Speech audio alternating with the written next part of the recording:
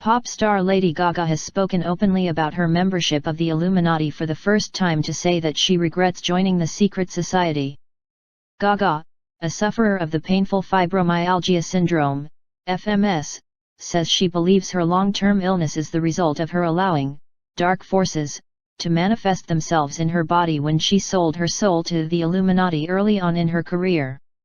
The singer spoke candidly in her upcoming Netflix-produced Gaga 5'2" documentary, which is meant to be a warts-and-all portrait of the troubled star. However, the final cut appears to be more of a fly-on-the-wall footage montage of rehearsals, studio sessions, public appearances, private late-night conversations, medical appointments, and multiple tearful breakdowns. According to production staff, many of the interview scenes were left on the cutting room floor due to orders from above. When describing some of the more interesting scenes that were cut from the final edit, production staff revealed that Gaga recalled meeting with a Catholic priest to discuss undergoing an exorcism to rid her body of the dark spirituality that she invited into her body during satanic rituals early on in her career. She described how she was first inducted into the Illuminati by donating her soul, which she says took place at a club in New York's Lower East Side after performing a burlesque show in 2006. Gaga described the experience as very real and visceral, not metaphorical at all. "I had just been on stage, it was a good show, I was high on the love and applause from the crowd. I was outside lighting a cigarette, thinking about scoring some more cocaine. I was aching for more. More of everything. I just wanted to feel good. Feel anything. Then this man, a strangely ageless man in a suit, spoke to me. He was leaning against the wall, smoking, and he said to me, 'I think you've got what it takes. Do you want it?' I asked what it was. I thought he was coming on to me. But he smiled and said everything. Success. Fame. Riches. Power. Do you want it all?' I looked at him curiously. I couldn't work him out. Then he just stood there and sang one of the songs from my routine earlier. It was otherworldly. I stared at him like he was a dark jewel dredged up from the deepest ocean.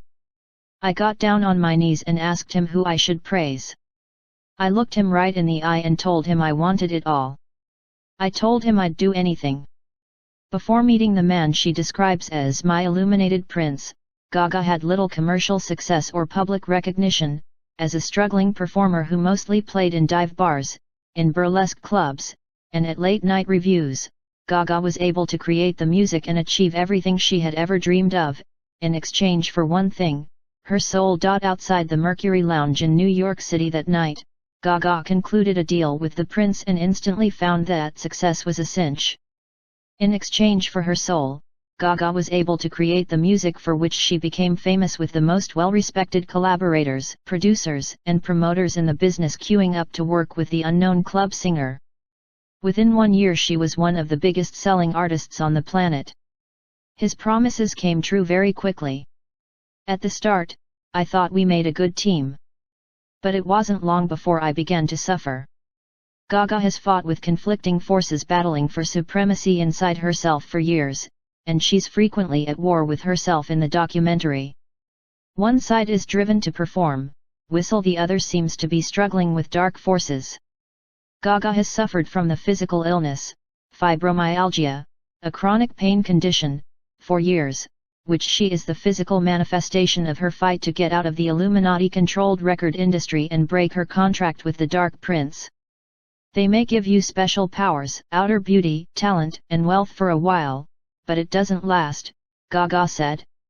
"This is the reason why so many people who dabble in the dark arts are so unhappy. They flicker bright like a morning star and then wind up committing suicide or destroying themselves with substance abuse.